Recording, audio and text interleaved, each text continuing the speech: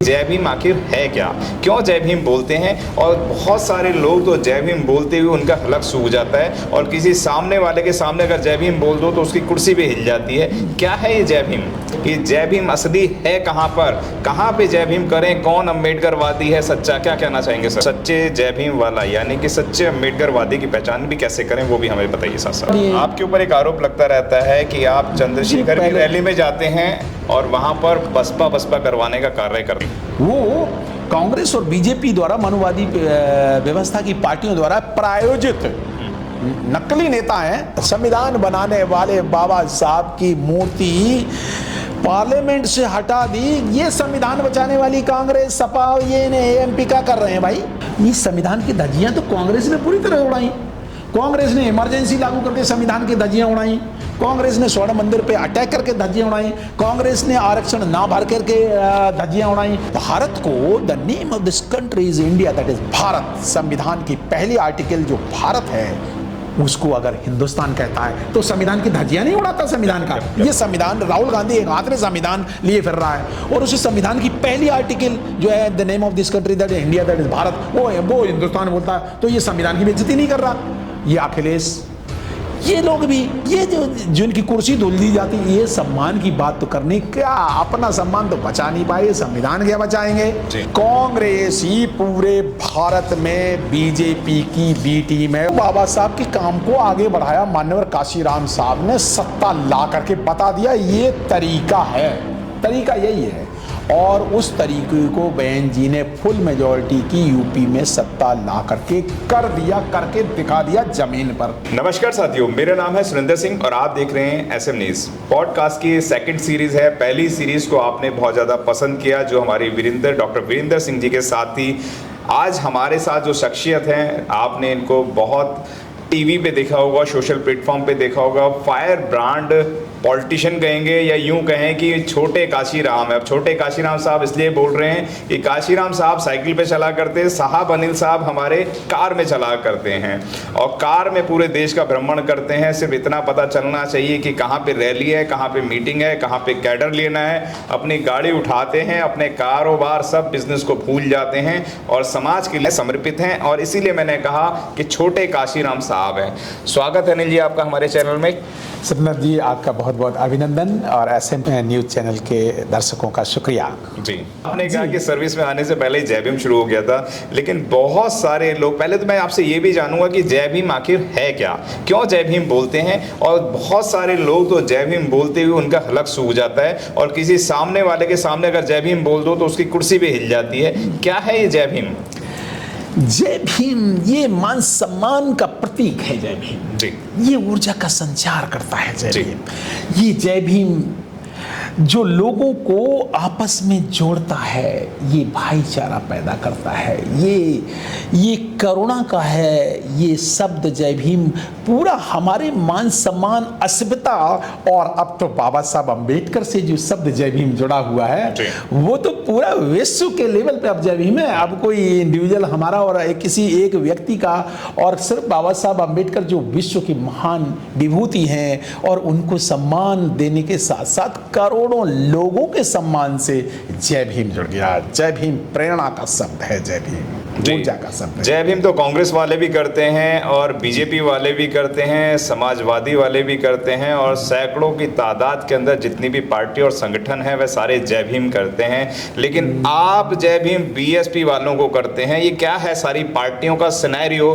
कि जय भीम असली है कहाँ पर, कहाँ पे जय भीम करें, कौन अम्बेडकरवादी है सच्चा, क्या कहना चाहेंगे सर?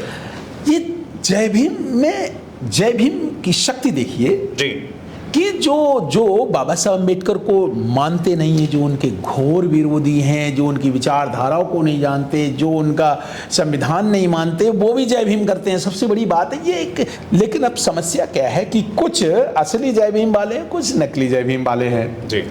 तो कुछ लोग स्वार्थ की वजह से करते हैं, कुछ को अच्छा लगता है। जैसे हमको तो आनंद आता है जय भीम करने में। जय भीम सर मतलब चेहरे पे खुशी आ जाती है। जय भीम, आपके चेहरे पे खुशी आ जाती है, दूसरे की खुशी चली जाती है। अब उनको नहीं अच्छा लगता तो हम क्या कर सकते हैं। अब जैसे आपने कहा कि कुछ लोग कांग्रेस वाले भी करते हैं, तो देखिए जिन पार्टियों ने दो विचारधाराएं हैं, एक बहुजन विचारधारा तथागत बुद्ध की इसमें मैं एक विचारधारा। सवाल और जोड़ देता हूँ, सच्चे जय भीम वाला यानी कि सच्चे अम्बेडकरवादी की पहचान भी कैसे करें, वो भी हमें बताइए साथ साथ। ये गंभीर प्रश्न कर जी, लिया है। बीजेपी और कांग्रेस तमाम पार्टियों के साथ साथ भी इसका बताएं। सच्चे जय भीम वाले तो विचारधारा के जो लोग, जो बुद्ध तथागत बुद्ध, पेरियार, फूले, रामास्वामी नायकर से लेकर के कबीर रैदास की विचारधारा से लेकर के और मान्यवर काशीराम साहब तक की विचारधारा और आज बहन मायावती जी की विचारधारा, जो विचारों की धारा से जुड़े हुए लोग हैं, विचारों की धारा, बहुजन विचारधारा, बहुजन हिताय, बहुजन सुखाय, लोक अनुकंपाय से जुड़े हुए हैं, वो हैं सच्चे अम्बेडकरवादी। आपके ऊपर एक आरोप लगता रहता है कि आप चंद्रशेखर की रैली में जाते हैं और वहां पर बसपा करवाने का कार्य करते हैं, क्या कहेंगे? दिल्ली के अंदर एक चंद्रशेखर की रैली का आयोजन हो रहा था और वहां पे जाके आप बीएसपी के नारे लगवाते हैं, बीएसपी के लोगों को ढूंढते हैं और बीएसपी की विचारधारा में कन्वर्ट करते हैं।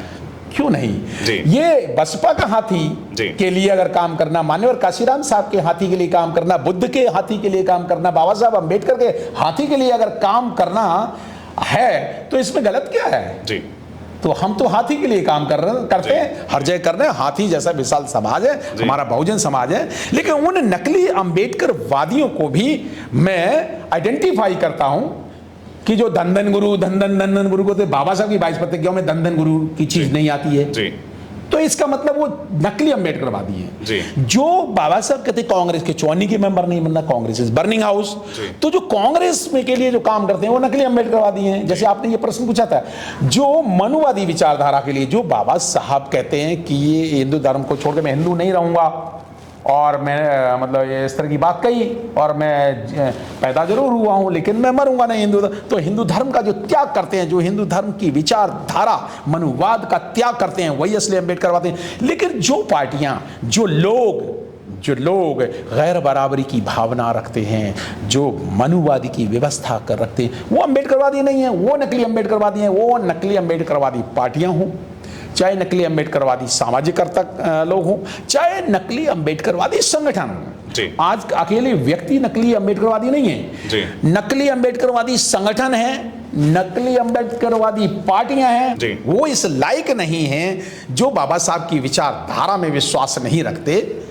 जो जब बाबा साहब राम और कृष्ण को नकली कैरेक्टर घोषित कर देते हैं और ये तो रावण टाइटल लगा लेते हैं, तो जो ऐसे व्यक्ति, मैं क्यों महिमामंडित करूं? मैं नहीं उनको महिमामंडित करना चाह रहा, सीधी और वो है भी नहीं, और क्यों वो है भी नहीं इस लायक।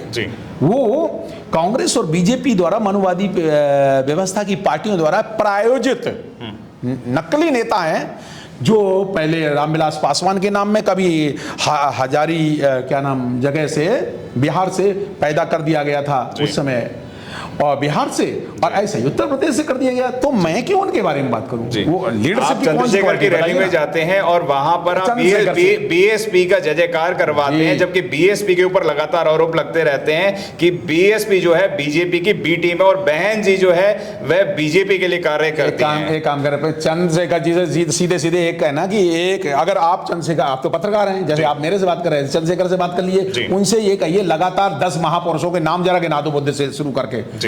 एक सांस में वो 10 महापुरुषों के नाम नहीं गिना पाएंगे। तो फिर वो आइडियोलॉजी और विचारधारा की नहीं है, इसलिए मैं बार इस बात को, मैं उनको महिमामंडित नहीं करना। लेकिन बहन जी के ऊपर लगातार बीजेपी की बी टीम के आरोप लगते रहते हैं, क्या कहेंगे आप? अच्छा, कैसे, क्यों लगते हैं? इसलिए लगते हैं कि बीजेपी हार जाती है या कांग्रेस हार जाती है, इसलिए बीजेपी के बी टीम का आरोप लगाते हैं। तो देखो, अभी दिल्ली में कांग्रेस ने आपको हरा करके बीजेपी की सरकार बना दी, तो क्या दिल्ली में कांग्रेस बीजेपी की भी टीम नहीं हो गई? क्या हरियाणा में कांग्रेस वाले तो सरकार बनाना चाह रहे थे, तो वहां आप पार्टी ने बीजेपी को जिता दिया, कांग्रेस हरा दिया, तो क्या आप पार्टी बी टीम नहीं हो गई हरियाणा में? क्या राजस्थान में तो कांग्रेस ही बड़े, हमारे 6 एमएलए उन्होंने खरीद दिए बीएसपी के। तो ये बताइए, जब बीएसपी के एमएलए खरीद दिए तो कांग्रेस ने हरियाणा में बीजेपी को सत्ता सौंप दी, तो क्या बीजेपी की भी टीम क्या हरियाणा इसमें राजस्थान में कांग्रेस नहीं है क्या? मध्य प्रदेश में कांग्रेस ने फिर बीजेपी को सत्ता सौंप दी, उनके कमलनाथ जैसे लोग सारे के सारे बीजेपी के लिए काम कर रहे थे, और इंक्लूडिंग चंद्रशेखर के तो कुछ आदमी वहां पकड़े भी गए थे। तो क्या चंद्रशेखर क्या बीजेपी की बी टीम नहीं है? और वहां पे क्यों नहीं है? लोकसभा के अंदर गिरिराज किशोर जो कि मुस्लिमों को गाली देते हैं और चंद्रशेखर से कहते हैं आओ हनुमान बना देते हैं, तो क्या वो दिख रहे हैं? रिकॉर्डेड है, पार्लियामेंट रिकॉर्डेड है, आओ हनुमान जी। तो क्या चंद्रशेखर जी की पार्टी ये बी टीम नहीं है? क्या बिहार में इस तो पूरे अक्रॉस द नेशन जो पार्टियां बीजेपी के लिए काम कर रही हैं, तो क्या वो बी टीम नहीं? बीएसपी क्यों बी टीम? दरअसल बात ये नहीं है, बात कुछ और है। बात ये है कांग्रेस ही पूरे भारत में बीजेपी की बी टीम है, और बीजेपी की नहीं आरएसएस की दो टीमें हैं। एक है कांग्रेस, और पहली कांग्रेस थी और दूसरी थी बीजेपी। अब आज की डेट में पहली टीम है बीजेपी और दूसरी है कांग्रेस, तीसरी है आप, चौथी है यूपी में समाजवादी पार्टी, और पांचवी है आरजेडी बिहार में, और बंगाल में है टीएमसी। और इधर जाइए तो इधर आप महाराष्ट्र में जाइए तो एनसीपी से लेकर के और शिवसेना, ये सब बीजेपी की भी टीम है, आरएसएस की टीम है। और जितने भी कम्युनिस्ट हैं जो अपने आप को सेकुलर कहते हैं, ये और जितने भी समाजवादी हैं, ये सारी आरएसएस और कांग्रेस बीजेपी की बी टीम है। मैं इनका इतिहास बता दूं 1 मिनट में, अगर आप इसे कहें। देखिए, आजादी से पहले कांग्रेस के दो धड़े हुए। पहले आरएसएस बिल्कुल साइलेंट रूप में काम कर रही थी, वो तो झंडा, देश के झंडा भी नहीं खड़ा करना चाह रहे थे। तब क्या वो सत्ता से हाथ जोड़ करके उनसे सत्ता से हाथ जोड़ते थे और कहते थे, आजादी का विरोध करते थे। कौन? आरएसएस वाले। कांग्रेस कहती थी हम सत्ता लेंगे, लेकिन वो व्यवस्था परिवर्तन कांग्रेस भी नहीं करना चाहती थी। तो कांग्रेस में दो धड़े हुए कि एक समाजवादी कांग्रेस बनी पहले, आजादी से पहले। बाद में जो राम मनोहर लोहिया और जयप्रकाश नारायण और इन लोगों ने, आचार्य नरेंद्र ने जो ये समाजवादी बनाए, और ये कम्युनिस्ट लोग, ये कौन है? ये सब आरएसएस के लिए काम कर रहे थे। पूरे इन्होंने 50 साल आरएसएस की विचारधारा के लिए काम किया, चाहे कांग्रेस हो चाहे समाजवादी पार्टी हो। और कैसे किया? और जैसे जैसे समाजवादियों को बाकायदा पुरस्कृत किया गया। फॉर एग्जाम्पल, जयप्रकाश नारायण को बीजेपी ने जयप्रकाश नारायण को भारत रत्न दिया। बीजेपी ने राम मनोहर लोहिया को भारत रत्न दिया, मान्यवर काशीराम साहब को आज तक नहीं दिया, जबकि मान्यवर काशीराम साहब ने काम किया। बीजेपी और कांग्रेस दोनों ही दलों ने आज तक मान्यवर काशीराम साहब को, जो इतना बड़ा बहुजन समाज बना दिया, उनको तो भारत रत्न नहीं दिया। और लोहिया, जिन्होंने रामलीलाएं शुरू की, उत्तर प्रदेश के गांव-गांव में रामलीलाएं शुरू की, इसलिए मनुवाद को फैलाया। समाजवादी नहीं है ये, मनुवादी हैं। आज के अखिलेश जो पार्लियामेंट में कहते हैं मैं तो हिंदू हूं, कौन से वाले हिंदू हैं?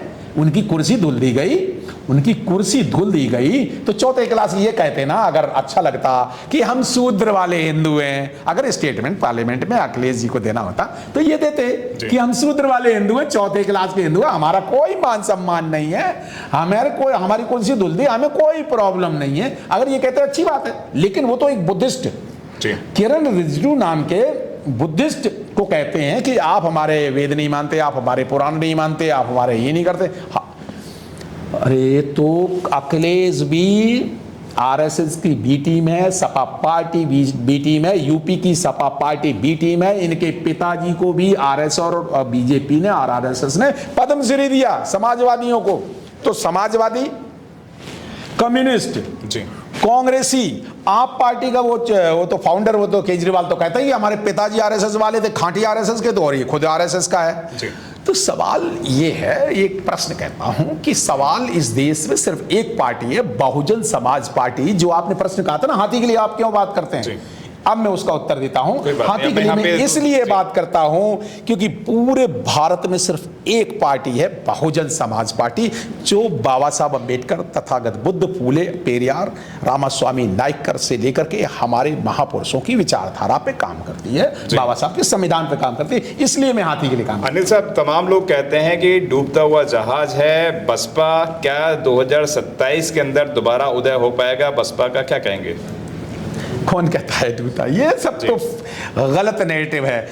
डूबता हुआ जहाज कांग्रेस नहीं है जो सारे स्टेट पूरे देश से डूब चुका है जी। दिल्ली में अभी 0 सीटें आई, दिल्ली में 0 सीटें आई तो डूबता हुआ जहाज कांग्रेस हरियाणा से डूब गई, राजस्थान से डूब गई, उत्तराखंड से डूब गई, मध्य प्रदेश से डूब गई, छत्तीसगढ़ से डूब गई, बिहार में है ही नहीं, यूपी में तो जने कब से 20 साल से नहीं है कांग्रेस। पूरे भारत में सिर्फ 3 राज्यों में कांग्रेस की सरकार, तो जिसकी पूरी 27 प्रदेशों में सरकार हुआ करती थी, 27 प्रदेशों में, तो उनसे अब 3 स्टेटों में, 24 स्टेट में जिनकी सरकार नहीं है, तो वो डूबता हुआ जहाज नहीं है।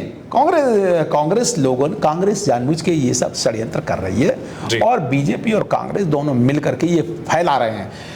बीएसपी एक विचारधारा का नाम है, ये पार्टी नहीं है, विचारधारा है। विचारधारा में जब तक लाखों कार्यकर्ता, आप जैसे हमारे जैसे कार्यकर्ता और चिंतक रहेंगे, जब तक प्रचारक रहेंगे, ये विचारधारा कहीं नहीं जाती।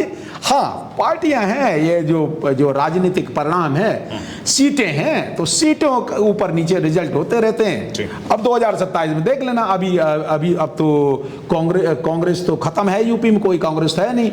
सपा अपनी विचारधारा खो बैठी, वो पीडी में उनका कोई पार्टिसिपेशन नहीं है, लोग जान गए इन्होंने हमारे साथ धोखा किया, तो बीएसपी फुल सत्ता में आएगी, पूरी सत्ता में आएगी। और इसीलिए नैरेटिव गढ़ा गया है 3 साल पहले इन्होंने नैरेटिव किया है संविधान बचाओ आंदोलन।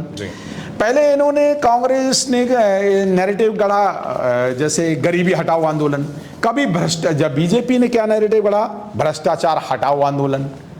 तो कोई भ्रष्टाचार के नाम पे बात करता है, नैरेटिव बनाते हैं, इसीलिए एक नैरेटिव है। इन्होंने बाबा साहब के खिलाफ नैरेटिव बनाया। क्या नैरेटिव बनाया? बाबा साहब को देशद्रोही तक कह दिया था उस समय। इन्होंने मान्यवर काशीराम साहब को सीआई का एजेंट तक कह दिया था।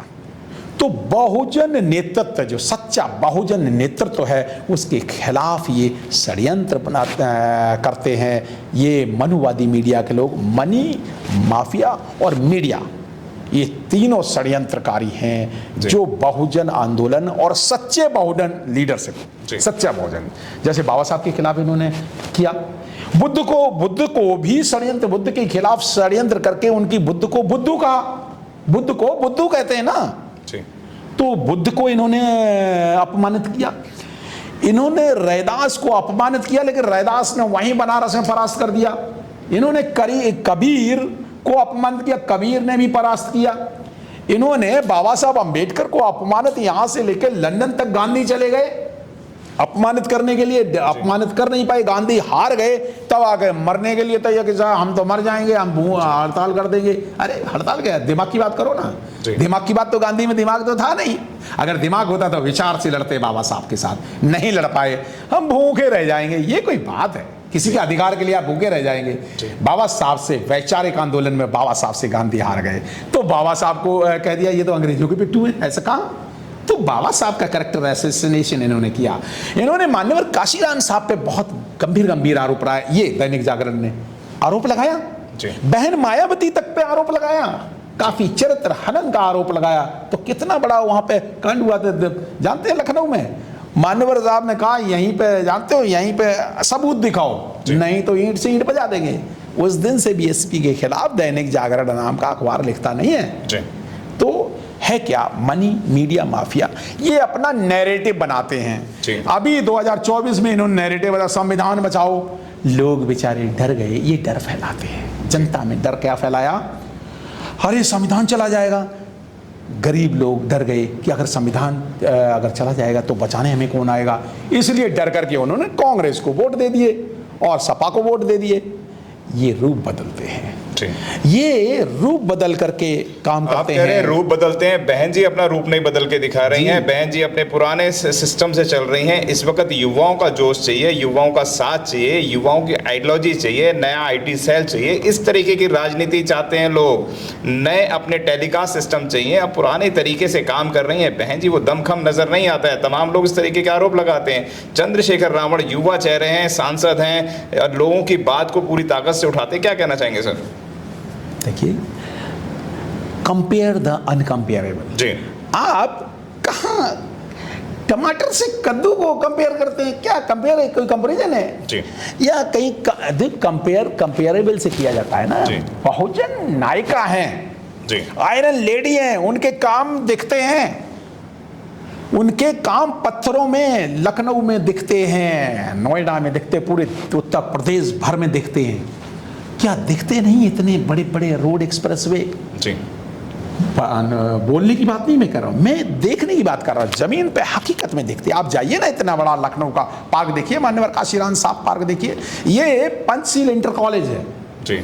या नोएडा एक्सप्रेसवे देखिए, गौतम बुद्धा एक्सप्रेसवे देखिए, गौतम बुद्धा यूनिवर्सिटी देखिए, गौतम बुद्धा यूनिवर्सिटी, हजारों स्कूल कॉलेजेस के अलावा हॉस्पिटल, डॉक्टर अंबेडकर हॉस्पिटल, मान्यवर काशीराम साहब हॉस्पिटल, ये है स्वास्थ्य के उसमें, फिर शिक्षा के क्षेत्र में, फिर व्यापार के क्षेत्र में, इतने पावर स्टेशन बहन जी ने लगवाए, बिजली के क्षेत्र में, रोड के क्षेत्र में, इंफ्रास्ट्रक्चर का पूरा ग्रेटर नोएडा। नोएडा जानते हो पूरा भारत का सबसे बढ़िया सिटी है, मॉडर्न सिटी। जो ग्रेटर नोएडा बनाया ना, नोएडा ये बहन जी ने बनाया जी। और वो जो जेवर एयरपोर्ट भी है ना, ये भी इसकी संकल्पना बहन जी ने की। पूरे उत्तर भारत का सबसे बढ़िया एक्सप्रेसवे जी वो बहन जी ने किया पहला। तो विकास की शुरुआत, डेवलपमेंट की शुरुआत से लेकर के तो इंसान को उसके कार्यों से पहचाना जाता है। चंद्रशेखर के कौन से कार्य हैं? अकेला जय जय जय जय जय भीम के अलावा, और वो कहीं जाकर के शोर मचा करके मतलब 20-50 लड़के खड़े करके और वहां पे बेचारों को पत्थर मारना, पत्थर खुद पीट के आ जाना या पिटवा देना, और बच्चों को मतलब झगड़ा फसाद के अलावा क्या किया है जी? काम क्या किया है ये बताओ? काम तो कुछ भी नहीं किया। तो कंपेयर हमेशा, तुलना बराबर वाले से की जाती है। यहाँ तो कुछ भी नहीं है। देखेंगे 5 साल बाद चंद्रशेखर एमपी भी बनते हैं नहीं बनते जी। बहन जी तो अभी कोई एमपी भी नहीं है, इतनी ताकतवर है, एक ट्वीट से पूरा सरकार की बात कर रहे हैं। चंद्रशेखर रावण आप कह रहे हैं एमपी नहीं बनते। ये तो समय बताएगा, मैं उन पर चर्चा नहीं करना चाहता, कि मेरी चर्चा का विषय भी नहीं है, क्योंकि वो मनुवाद को ढोते हैं जी। बसपा युवा को जोड़ने की कोई बात नहीं कर रही है, क्या कहेंगे? नहीं, ऐसा नहीं, मैं आपकी बात से बिल्कुल सहमत नहीं हूं जी। बिल्कुल। क्या आपको ये लड़की जो दिल्ली यूनिवर्सिटी में जो आंदोलन चला रही थी, वो ऋतु सिंह जी, क्या वो यंग नहीं नजर आती जी? जो 24-25 साल की यंग लेडी जिसे पूरा दिल्ली हिला रखी थी, दिल्ली यूनिवर्सिटी, आपको यंग नहीं नजर आती? बसपा में चंडीगढ़ से चुनाव लड़ी ना जी। प्रोफेसर यहाँ आजमगढ़ से जो चुनाव लड़ी थी, बनारस हिंदू यूनिवर्सिटी की प्रोफेसर हैं इंदु चौधरी जी, क्या आपको यंग नहीं नजर आ रही? क्या आपके साथ मीडिया में मीडिया के वो शंभू सिंह जी, क्या वो यंग नहीं है? क्या आकाश आनंद को जब ले लिया तो बड़े लोगों को पेट में दर्द हो रहे, अपने घर वाले को ले लिया, क्या वो आकाश आनंद यंग नहीं है जी? क्या सम्राट जो है यहाँ सुजीत सम्राट जी, क्या वो यंग चेहरे नहीं है? क्या उपकार पावरा सहारनपुर से यंग नहीं है? दिल्ली के चुनाव में कम से कम 10 चेहरे इतने यंग बच्चे थे, 25 साल के, 25 से 30 साल के यंग बच्चे चुनाव लड़ रहे थे। मीडिया कवर ही नहीं करता, दरअसल वो दिखाना ही नहीं चाहते। 50% बीएसपी पार्टी का ये है कि 50% यंग जनरेशन को ही टिकट देना है, वो दे रहे हैं, ऐसा है। आकाश आनंद को राष्ट्रीय कोऑर्डिनेटर बनाया गया और बहन जी ने काफी ठोक बजा के उनको सामने प्रेजेंट्स कर दिया, लेकिन क्या कारण है कि थोड़े टाइम के बाद उनको पार्टी से निष्कासित कर दिया जाता है या उनको भार मुक्त कर दिया जाता है? जब बसपा मजबूत होती है तो बहन जी इस तरीके के काम करती हैं कि पार्टी से निष्कासित करने के लगातार कार्य करती हैं। क्या कहना चाहेंगे, इससे लोगों का मनोबल टूटेगा या जुड़ेगा या बसपा मजबूत होगी? क्या कहना चाहेंगे? देखिए, मैंने पहले भी कहा कि बहुजन समाज पार्टी अकेली पार्टी नहीं, ये बहुजन आंदोलन है और बहुजन आंदोलन चलता रहा है, चलता रहेगा। लोग आएंगे, लोग चले जाएंगे जी। इस आंदोलन ने उत्तर प्रदेश नहीं भारत भर में नेतृत्व लीडर पैदा किए हैं जी। अकेले उत्तर प्रदेश में ही क्यों, पूरे भारत में नेता पैदा किए हैं, विचार पैदा किया है। और इंडिविजुअल लोग आते हैं और चले जाते हैं जब तक वो विचार पे। और दूसरी बात और है कि बहुजन समाज पार्टी एक कैडराइज पार्टी है। भारत में 3 ही कैडराइज पार्टियां हैं। एक जो है पहली जो जिसको कहते हैं कम्युनिस्ट हैं, दूसरे आरएसएस वाले हैं और तीसरी बहुजन समाज पार्टी। तीन ही पार्टियां हैं जो कैडराइज हैं जी। तो इसमें उस जो कैडराइज पार्टियां होती हैं उनमें अनुशासन सबसे पहले वो होता है जी। तो जो भी अनुशासन भंग करेगा उसको बाहर हो जाएगा, सिस्टम से बाहर हो जाएगा। कोई भी हो, हुआवर में भी कोई भी हो जी। उसमें ये नहीं देखा जाता, भाई भतीजावाद नहीं देखा जाता जी। तो यहाँ पे देखिए जयप्रकाश जी एक थे यंग बिल्कुल वाइस प्रेसिडेंट को सिर्फ किस लिए निकाल दिया गया। यहाँ पे देखिए वाणी, बुद्ध की वाणी, संयम किस तरह से कि भाई देखिए किसी एक अनुशासन है कि किसी दूसरे पार्टी के लीडर के खिलाफ अभद्र भाषा का व्यवहार नहीं कर सकते। सिर्फ एक शब्द निकल गया था जयप्रकाश के मुंह से, निकाल के बाहर बहन जी ने कर दिया। लेकिन बहन जी के खिलाफ इतने सैकड़ों, ये पता नहीं कुछ वगैरह ने पता नहीं, मैं उनका नाम फिर नहीं लेना चाहता, ऐसे चमचों का, उदित राज जैसे, मामन मेसराम, ये सारे के सारे आरएसएस के चमचे हैं, इनका नाम नहीं लेना चाहते ये तो। लेकिन कांग्रेस ने क्या एक्शन लिया जी। तब जब कांग्रेस पार्टी के अध्यक्ष के खिलाफ 2 शब्द बोल दिए बहन जी ने, अपनी पार्टी का कार्यकर्ता जो वाइस प्रेसिडेंट निकाल दिया जी, राष्ट्रीय वाइस प्रेसिडेंट को निकाल दिया। और कांग्रेस ने क्या किया, इसका मतलब क्या है, वहां कांग्रेस एक अनुशासनहीन पार्टी है, ये बाकी पार्टियां अनुशासनहीन पार्टियां हैं। बहुजन समाज पार्टी अनुशासित कार्यकर्ताओं की पार्टी है। अगर कोई भी अनुशासनहीनता करेगा निकाल दिया जाएगा। इसमें कहीं स्वार्थ के लिए जगह नहीं है, इसमें किसी व्यक्ति के लिए जगह नहीं। जो भी व्यक्ति अगर कोई कहेगा अपने लिए काम करने की बात करे, हमारे बच्चों को टिकट दे दो, इनको टिकट दे दो, इनकी ऐसे दे दो, निकाल के बाहर कर दिया जाएगा। चाहे वो भाई हो, भतीजा हो, सास हो, समधी हो। बहन जी ने साफ कह दिया। बहुत सारे लोग ये कहते हैं कि बहन जी हिटलर शासन करती हैं, उनके सामने बैठने की भी कोई जरूरत नहीं करता। क्या कहना चाहेंगे? अनुशासन को अगर कोई अनुशासन को जी, अनुशासनहीनता को कोई वो जिसको कहे कि नहीं साहब ये तो बहुत अच्छी बात है, खुश है, और अनुशासन अगर कोई पालन करे तो उसको अगर हिटलर शाही कहे, ये तो आरोप है। आरोप तो कोई भी लगा सकता है जी। बहन जी ने मुस्लिम नेताओं को कितना बढ़ाया जी। नसीमुद्दीन सिद्दीकी जैसे मुस्लिम नेता पैदा किए, मौर्य साहब जैसे लीडर पैदा किए। ये इतने जितने यूपी में जितने भी नेता हैं, चाहे वो बीजेपी के लीजिए, चाहे कांग्रेस के लीजिए, चाहे सपा के लीजिए, ये सारे नेता कहाँ से आए हैं? ये सारे बहुजन समाज पार्टी से आए हैं। यहाँ पे सीखे, यहाँ जय भीम बोलने सीखे, यहाँ बाबा साहब अम्बेडकर सीखे। तो ये जो जय भीम वाले दूसरी पार्टी के नेता क्यों करते हैं, मैं बताता हूँ। पहले इन्हें कैडर यहाँ मिला तो इनके मुंह से गलती से भी जय भीम निकल जाता है कभी कभी। ये वहां जय भीम तो भूल नहीं पाते ना जीवन भर। जो एक व्यक्ति कैडराइज हो गया तो वो कभी जय भीम भूल नहीं सकता, वो विचारधारा नहीं भूल सकता। आज भी बहन जी को सब लोग सम्मान से क्यों देखते हैं? वो जानते हैं कि यही अच्छा आंदोलन है। लेकिन स्वार्थ के कारण, कहीं कोई पद के कारण, कोई एमपी एमएलए मंत्री बनने के कारण, इस स्वार्थों के कारण लोग यहाँ से धोखा दे जाते हैं और कहते हैं बहन जी ने निकाल दिया। जब उल्टी बात करोगे तो बहन जी तो टॉलरेट करेंगे नहीं कि यहाँ तो निस्वार्थ का मामला है। अनिल जी, आप पूरे प्रदेश में जाते रहते हैं, उत्तर प्रदेश में आप लगातार दौरा करते रहते हैं, तो बसपा का सफर शून्य से शिखर तक कैसे पहुंचेगा? क्योंकि शून्य पे पहुंच गई है बसपा, तो अब शिखर पर कैसे पहुंचेगा? क्या रणनीति है, कौन सा ग्रास रूट है? शून्य तो खैर नहीं, एक एमएलए उमाशंकर जी भी अभी भी ये विधायक हैं, ऐसा नहीं है।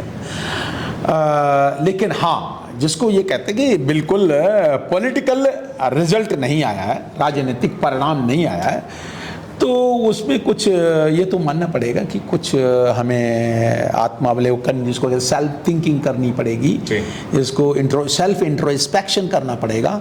क्योंकि जो कैडर सब हम लोग गांव-गांव दे रहे हैं, गांव-गांव अलग अलग जातियों में, ये जो जातियों की जेलों के में कैद लोग हैं, उनको बता रहा हूँ, अब यादव जी भी जय भीम करते हैं, अब कुर्मी भाई जय भीम करते हैं, सभी लोग जय भीम अकेले करने की बात नहीं है, अब वो भाईचारा बनाने का एक प्रोसेस चल रहा है और वो भाईचारा कमेटियां बनाई जा रही हैं, बहुत सारी बूथ कमेटियां बनाई जा रही हैं, युवाओं को किया जा रहा है, और हर पदाधिकारी को जिम्मेदारी दी जा रही है, इतने कैडर दोगे, और अलग अलग जातियों के अलग अलग जगह पे हर जगह कैडर दोगे और बीएसपी के साथ विचारधारा से जोड़ करके उन्हें लाओगे।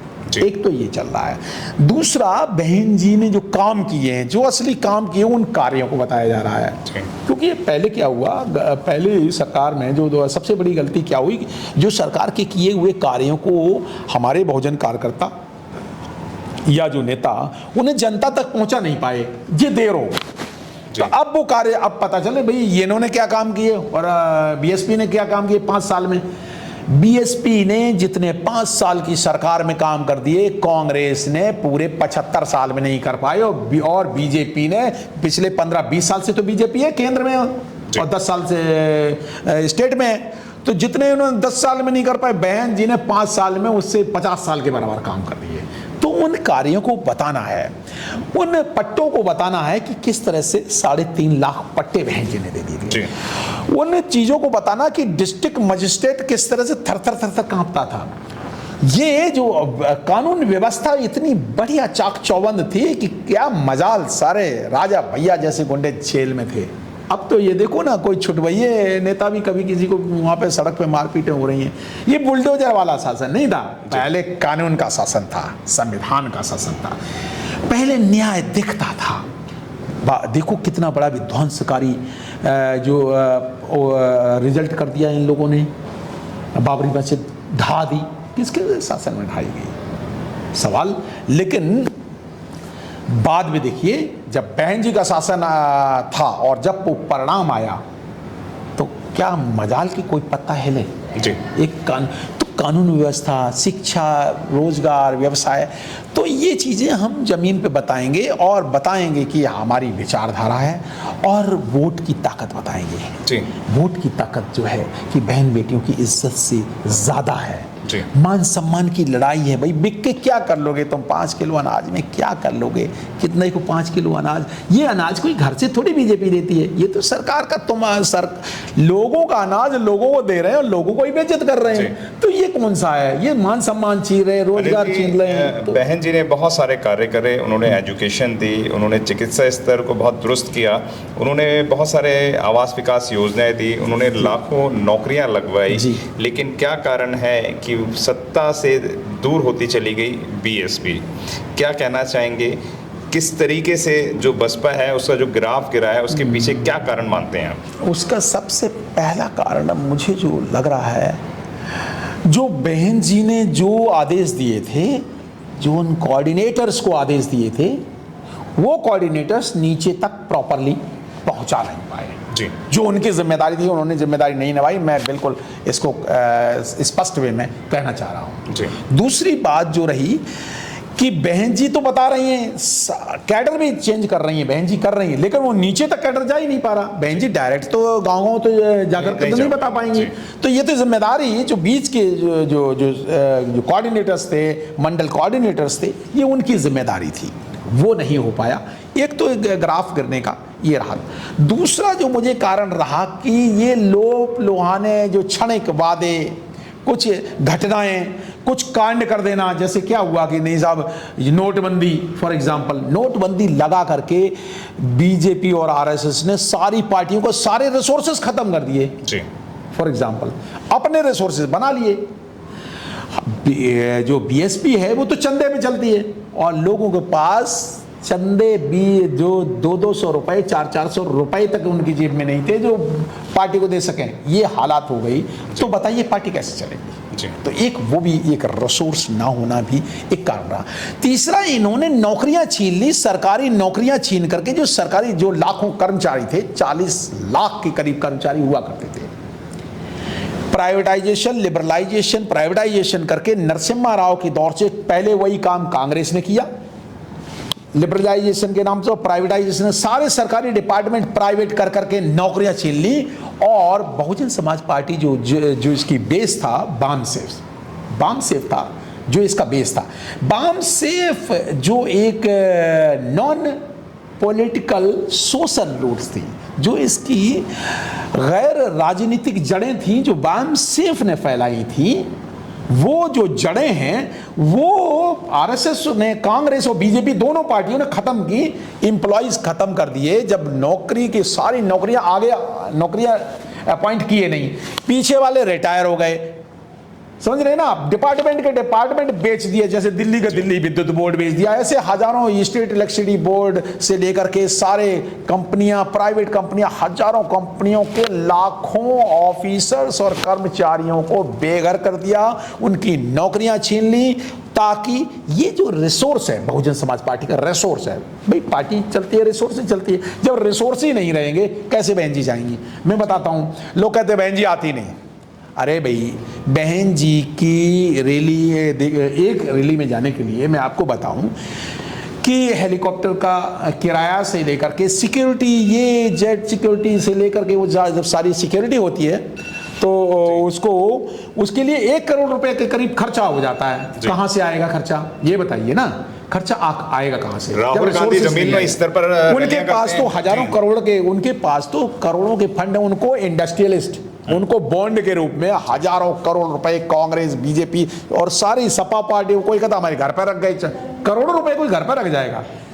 तो भारत की हर पार्टी को बॉन्ड के रूप में इंडस्ट्रियलिस्ट ने चंदा दिया, मनोवादियों ने चंदा दिया।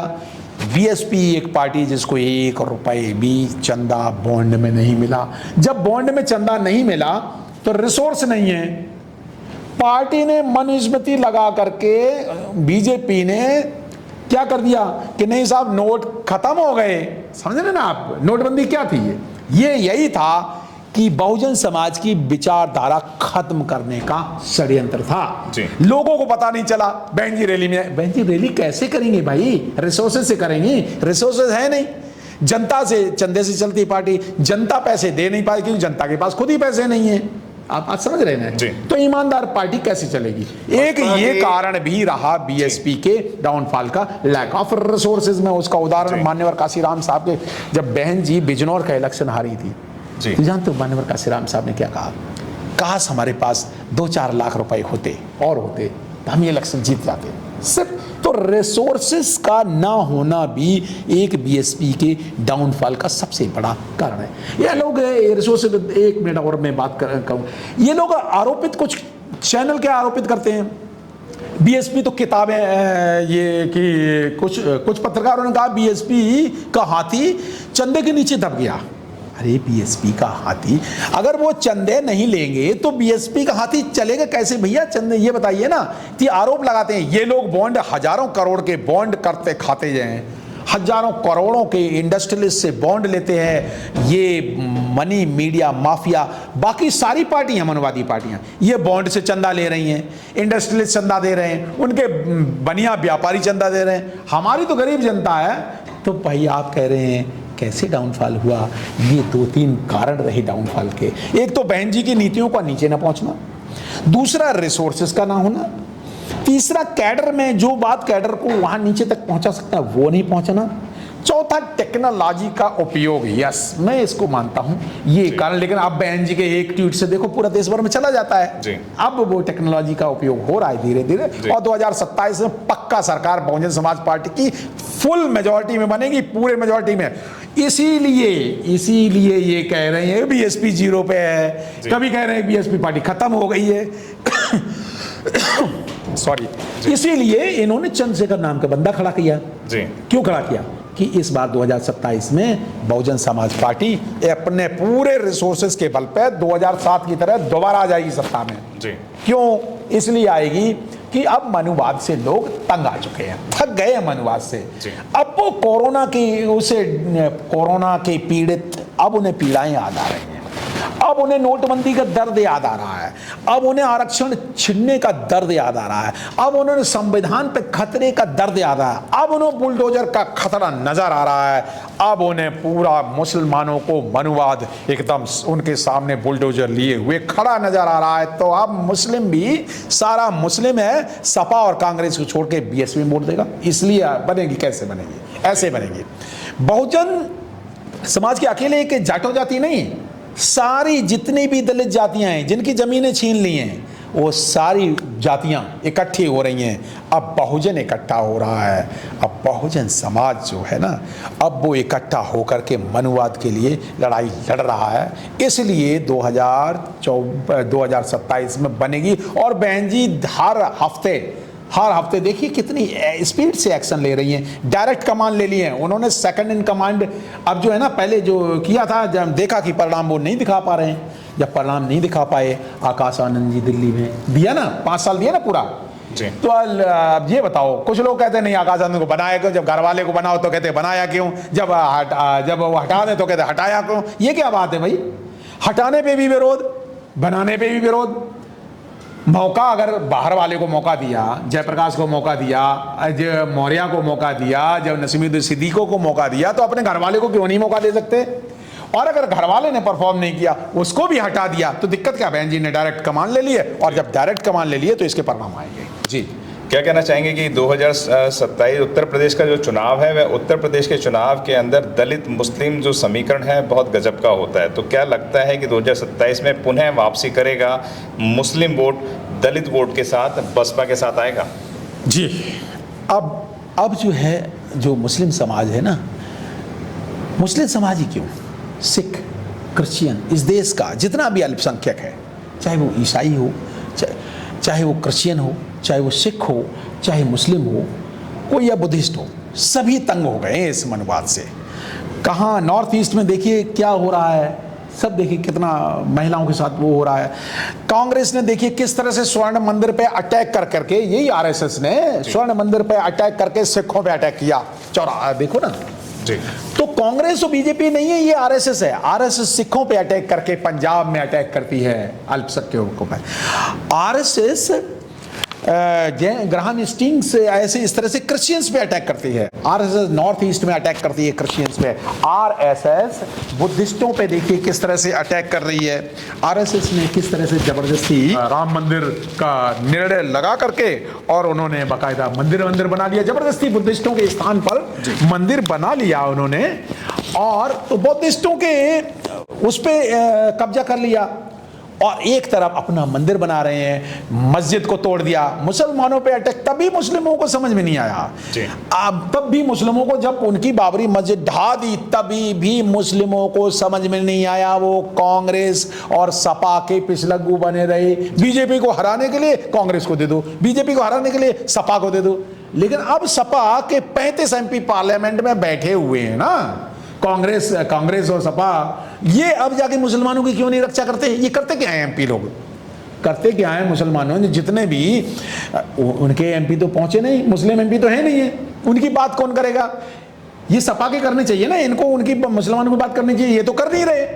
तो जब देख लिया मुसलमानों ने कि उनके घरों पे बुलडोजर चल रहे हैं, उनके नेता जो है ना, बड़े बड़े नेता जेल में जा रहे हैं, उनके नेताओं को मार दिया जाता है, जेल में भी मार दिया जाता है, देखो मार दिया गया ना। तो जब तब देख, अब मुसलमान जागृत हो गया है। भारत में 169 कॉन्स्टिट्यूएंसी ऐसी हैं जहां सिर्फ, पूरे भारत की बात कर रहा हूं, सिर्फ दलित और मुस्लिम मिल जाए तो 169 एमपी हो सकते हैं पूरे देश में।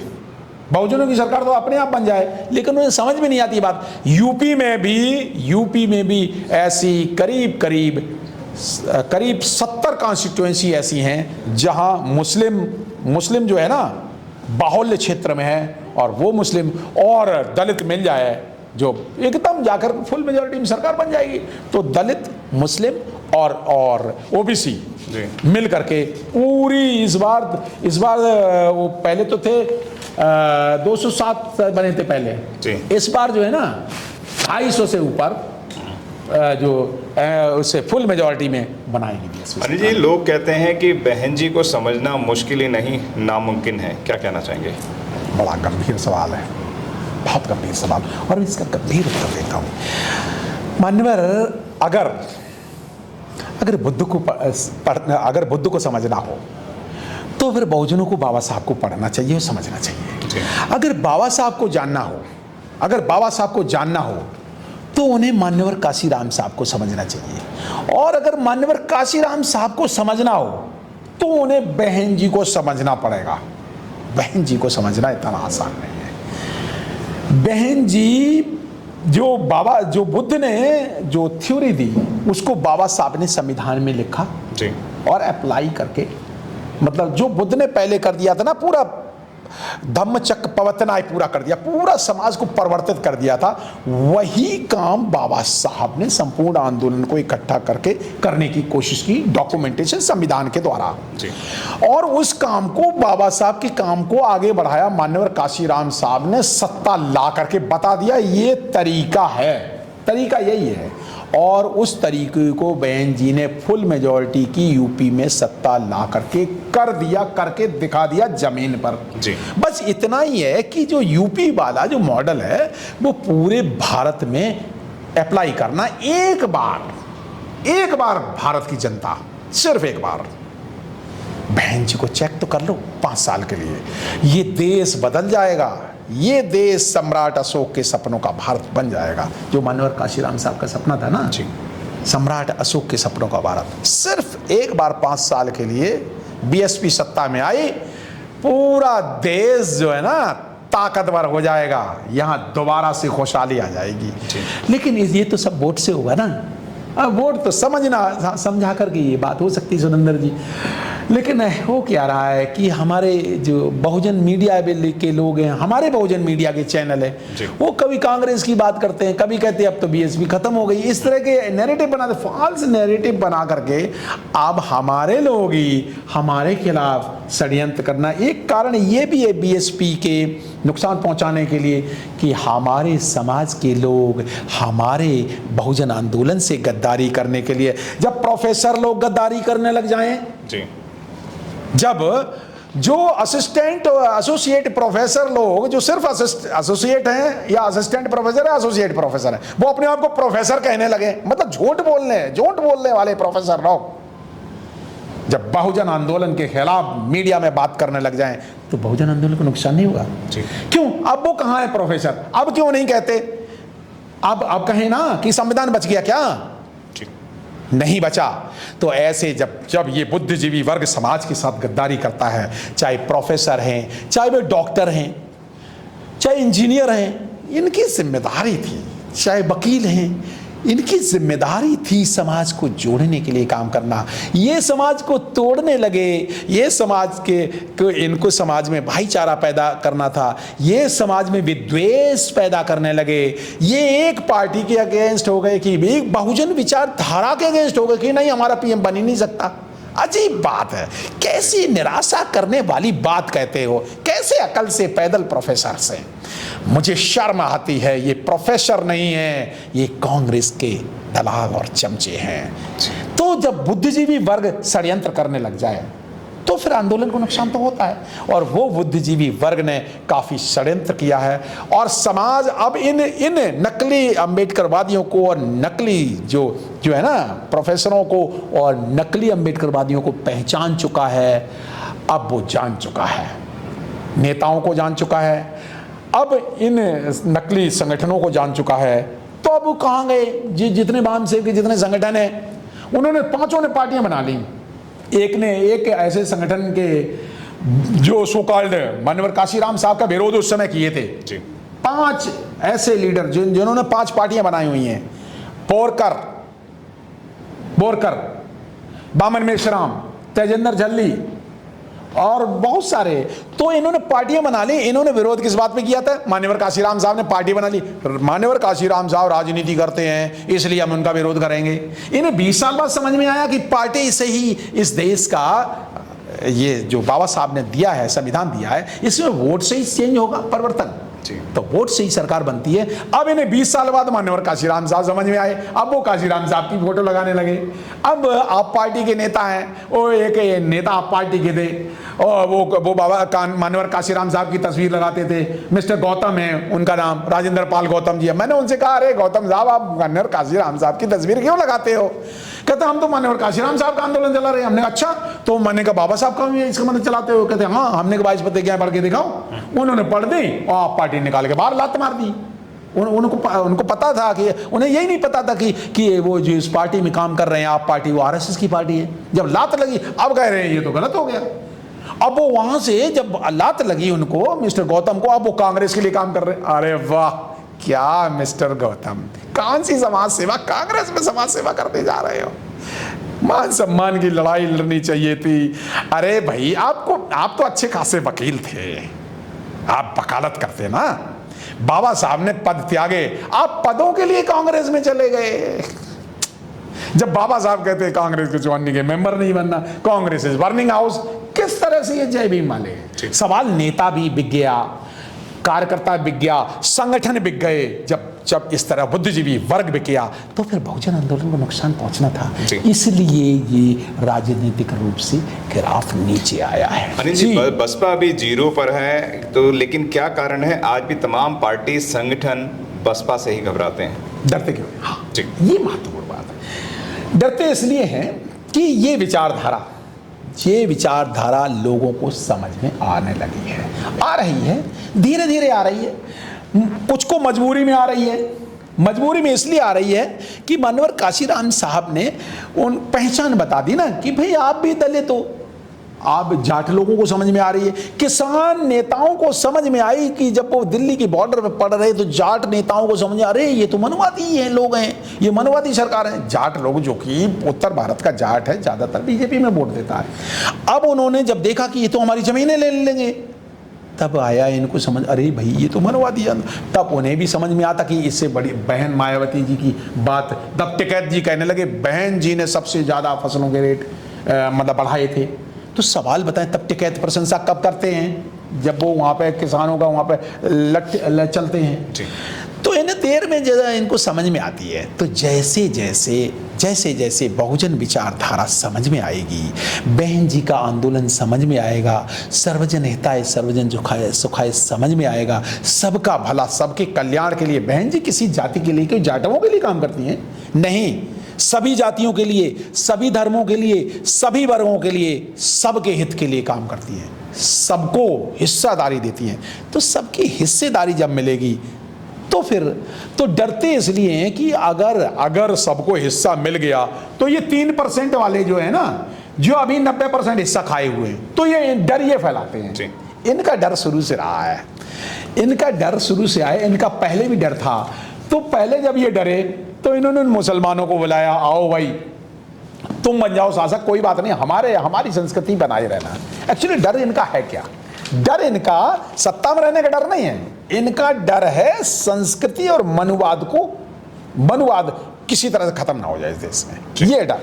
तो इन्होंने अपने डर की वजह से इन्होंने मुस्लिम शासकों को बुलाया, यहाँ पर इस देश को गुलाम बनवाया। उसके बाद फिर इन्होंने अंग्रेजों का साथ किसने दिया? इन्हीं मनवादियों ने सबसे पहले अंग्रेजी पढ़ी, यही विदेश गए, यही जो समुद्र पार ना करने वाले लोग, यही समुद्र पार करके गए, इन्हीं ने अंग्रेजों का साथ दिया, अंग्रेजों का साथ। लेकिन अंग्रेजों ने क्या किया?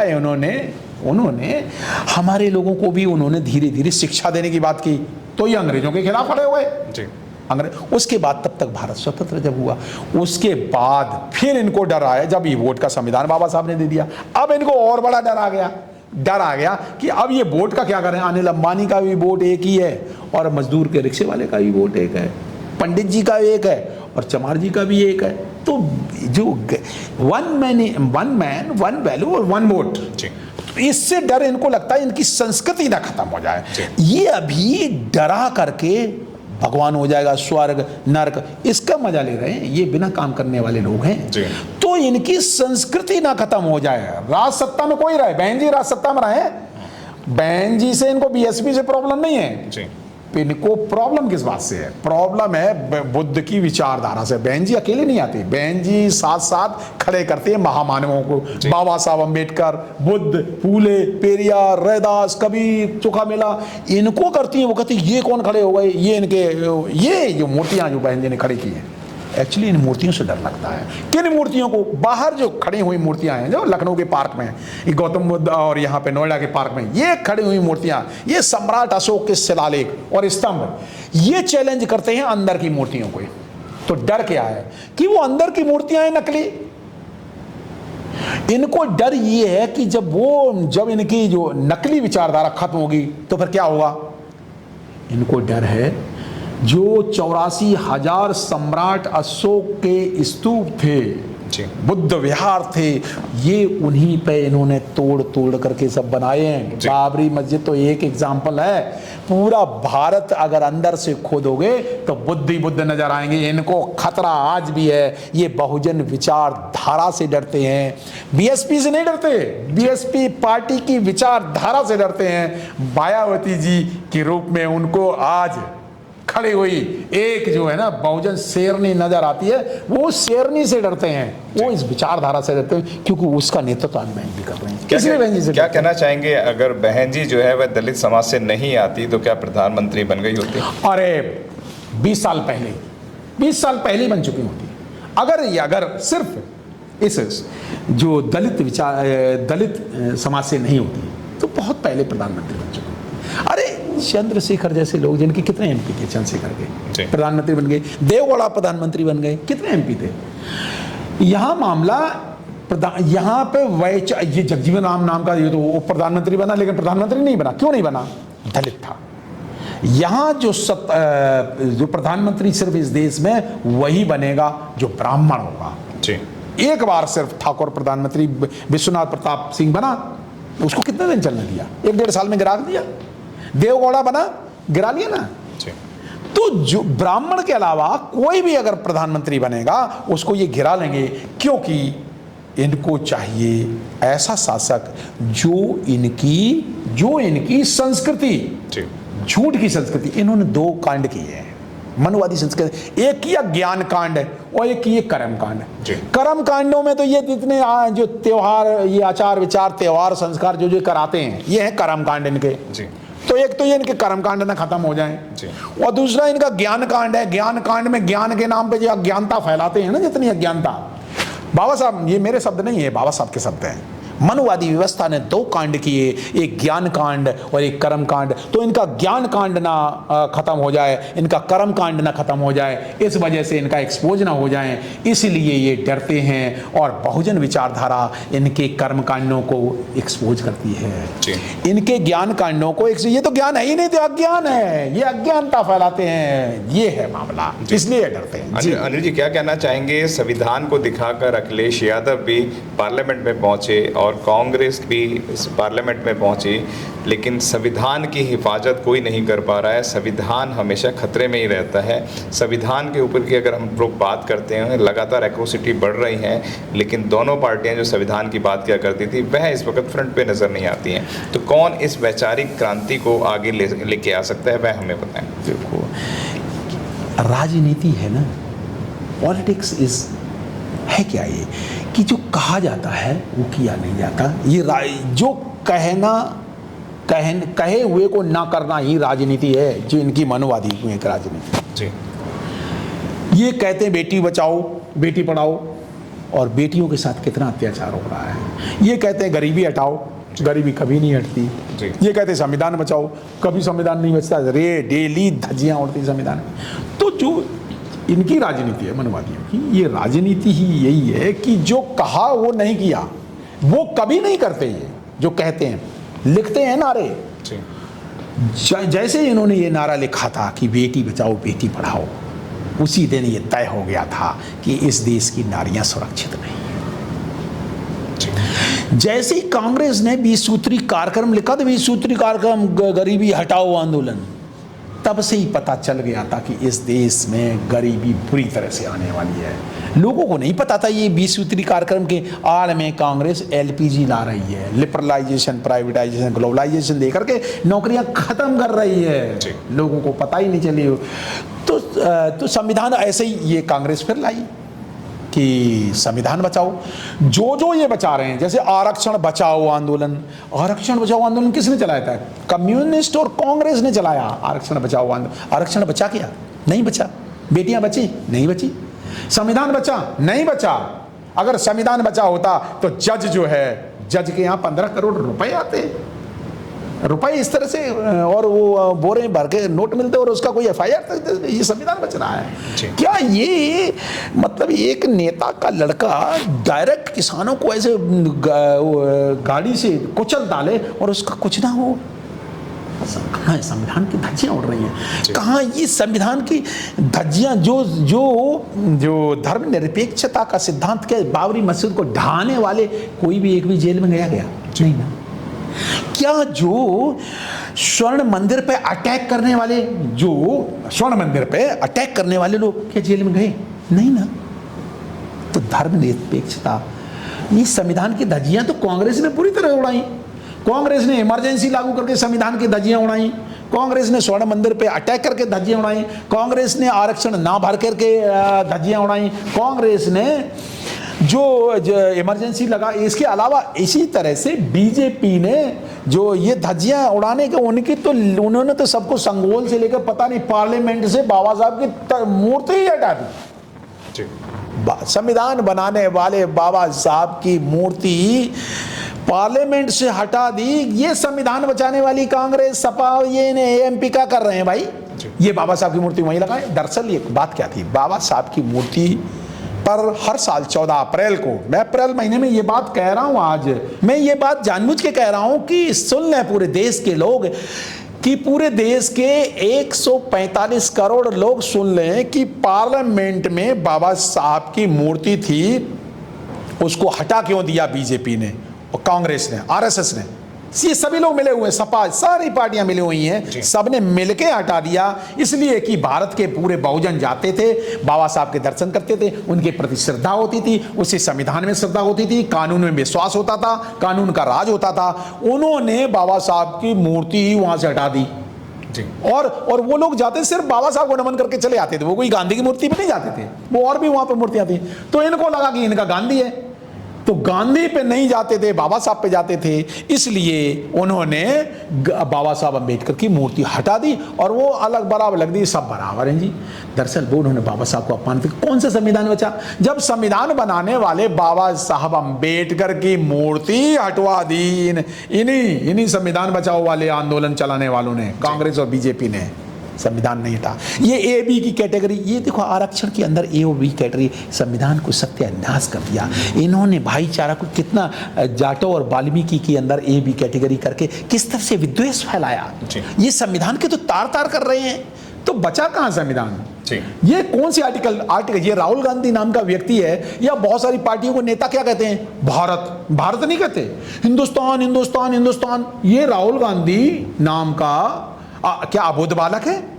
ये एक पार्टिकल नेता है। और वो अगर भारत को, the name of this country is India, that is Bharat, संविधान की पहली आर्टिकल जो भारत है उसको अगर हिंदुस्तान कहता है तो संविधान की धज्जियां नहीं उड़ाता संविधान का। ये संविधान, राहुल गांधी एक हाथ में संविधान लिए फिर रहा है और उसे संविधान की पहली आर्टिकल जो है the name of this country that is India, that is Bharat, वो हिंदुस्तान बोलता है। तो ये संविधान की बेइज्जती नहीं कर रहा। ये अखिलेश, ये लोग भी, ये जो जिनकी कुर्सी धुल दी जाती, ये सम्मान की बात तो करनी, क्या अपना सम्मान तो बचा नहीं पाए, संविधान क्या बचाएंगे? ये शूद्रों का अपना सम्मान नहीं बचा पा रहे मान्यवर अखिलेश यादव। अरे मान सम्मान नहीं बचा पा रहे हैं, संविधान क्या बचाएंगे? अखिलेश यादव की आप बात कर रहे हैं, अखिलेश हिंदुत्व की बात कर रहे हैं, कह रहे हैं हम हिंदू हैं, क्या कहेंगे? अभी पार्लियामेंट के अंदर चिल्ला के बोल रहे थे जी, क्या कहेंगे सर? कौन से वाले हिंदू हैं? शूद्र वाले? उनको ये बोलना, उनका स्टेटमेंट ये होना चाहिए था कि मैं चौथे क्लास का शूद्र हूं, जो जूते खाने वाला, जो कुर्सी धुल जाने वाला गिरा हुआ शूद्र हूं, मैं चौथे क्लास का हिंदू हूं। अगर स्टेटमेंट तो ये देना थे, अच्छी बात थी जी। तो ये पूरी बात कहे ना, अधूरी बात क्यों कहते? कौन से वाला हिंदू है ये? वो ब्राह्मण तो है नहीं, क्षत्रिय है नहीं, वैसे नहीं तो है क्या? शूद्र हैं? कौन से चौथे क्लास के शूद्र हैं? तो उसमें अगर उनको असम्मानित होने में, अपमानित होने में उनको अच्छा लगता तो ठीक है, मजे करें भाई, हम क्या कह सकते हो उनके लिए, उनको मुबारक हो। जो अगर कोई कहता है कि हमें मान सम्मान पे कोई फर्क ही नहीं पड़ता तो ठीक है, उनको मुबारकबाद, हम क्या करें तो भी, लेकिन बाबा साहब को नहीं मानते, ये जय भीम को नहीं, जय भीम बाबा साहब 22 प्रतिज्ञाएं देते हैं, तो पहली प्रतिज्ञा मान लें तो वो नहीं कहेंगे मैं ब्रह्मा विष्णु महेश को ईश्वर नहीं मानूंगा, मैं राम कृष्ण इनको ईश्वर नहीं मानूंगा, तो वो तो कृष्ण के वो तो भक्त हैं जी। तो अखिलेश यादव बाबा साहब को तो कतई नहीं मानते, जानते ही नहीं, मानेंगे तो तब जानेंगे जी। जब जानेंगे ही नहीं तब मानेंगे क्या। ये लोग हैं जो ना अपनी पहचान जानते हैं, ना अपना मान सम्मान भी गिरवी रख देते हैं। तो एमएलए एमपी बन जाने से क्या है, जब मान सम्मान नहीं तो इंसान की पहचान उसके द्वारा किए हुए कार्यों से होती है। कार्यों में अरे बाबा साहब का सम्मान न करते, ये एक मान्यवर ललाई सिंह यादव जिन्होंने सच्ची रामायण की चाबी किताब लिखी थी, तो अखिलेश यादव को सच्ची रामायण की चाबी पढ़ लें तो उन्हें पता चल जाएगा कि वो क्या है। लेकिन वो पढ़े लिखे, कैसे पढ़े लिखे हैं, मुझे तो उनके पढ़े लिखे होने पर शक है जी। उन्हें अपनी पहचान ही पता नहीं, वो बहुजन हैं, वो उन्हें चाहिए था कि वो बात करते फूले की, उन्हें चाहिए था वो तथागत बुद्ध की शरण में आते, उन्हें चाहिए था कि मान्यवर ललाई सिंह यादव को पढ़ते, वो पढ़ते राम स्वरूप वर्मा को पढ़ते, वो पढ़ते बाबू जगदेव सिंह कुशवाहा को पढ़ते, वो पढ़ते मान्यवर कर्पूरी ठाकुर को पढ़ते, ओबीसी की बहुत से नेतृत्व वो पढ़ते पेरियार एवी रामास्वामी नायकर को पढ़ते। अगर उन्होंने एवी रामास्वामी नायकर को पढ़ा होता, अगर अखिलेश यादव ने कर्पूरी ठाकुर को पढ़ा होता, अगर उन्होंने जगदेव बाबू कुशवाहा का आंदोलन होता, तो फिर ये इस तरह का बेकार और घटिया वक्तव्य मिस्टर अखिलेश यादव नहीं देते। वो दिया क्यों इन्होंने स्टेटमेंट? इसलिए दिया है कि इस समय गया में बोध गया आंदोलन चल रहा है, बोध गया मुक्ति आंदोलन चल रहा है, और वो कहते तुम्हारा धर्म और है, किरण रिजिजू को कहते हैं कि तुम हमारे महाभारत को नहीं मानते, गीता को नहीं मानते, इनको नहीं मानते, फलाने को, तब भी हम आपका वो करते हैं। वो किसको कह रहे हैं? बुद्धिस्ट को कह रहे हैं। एक बुद्धिस्ट मिनिस्टर को वो बात कहते हुए अपनी बात करके हम हिंदू हैं, तो बता देना कि कौन से वाले हिंदू हैं, ये उन्हें बताना चाहिए था। सवाल ये है उन्हें अपनी पहचान ही नहीं पता है। उन्हें अगर पहचान पता चल जाएगी तो उन्हें पता चलेगा कि उनके पुरखों के साथ कितना नाइंसाफ़ी हुई, उनके मान सम्मान छीन लिया गया, उनकी स्त्रियां छीन ली गई, उनके सब कुछ छीन लिया गया, फिर कौन से वाले हिंदू जी। मैं धन्यवाद करूंगा आपका, जो आपने इस अहम चर्चा पर हमारे साथ बात करी। और आपको ये सीरीज़ कैसी अच्छी लगती है? अगर अच्छी लगती है तो लाइक करें, शेयर करें, सब्सक्राइब करें, क्योंकि बहुजन आंदोलन को आगे बढ़ाने के लिए बहुत ज़्यादा ज़रूरी है कि आप ऐसे वीडियो को ज़्यादा से ज़्यादा शेयर करें, क्योंकि ऐसे हम बुद्धिजीवी लोगों के पास जाते हैं, अम्बेडकरवादी लोगों के पास जाते हैं और उनसे उनके ओपिनियन लेते हैं कि किस तरीके से एक बहुजन मिशन मूवमेंट बच पाएगा और आगे बढ़ पाएगा। बहुत बहुत धन्यवाद आपका, जो आपने इस अहम चर्चा पर हमारे साथ बात की। आपका बहुत बहुत धन्यवाद सुरेंद्र जी, और SM न्यूज़ चैनल के दर्शकों का बहुत बहुत जय भीम, जय भारत। अगर आपने अभी तक हमारा चैनल सब्सक्राइब नहीं किया है तो सब्सक्राइब करें और घंटी का बटन बिल्कुल भी दबाना ना भूलें, ताकि सभी लेटेस्ट खबरें पहुंच सकें आप पे सबसे पहले।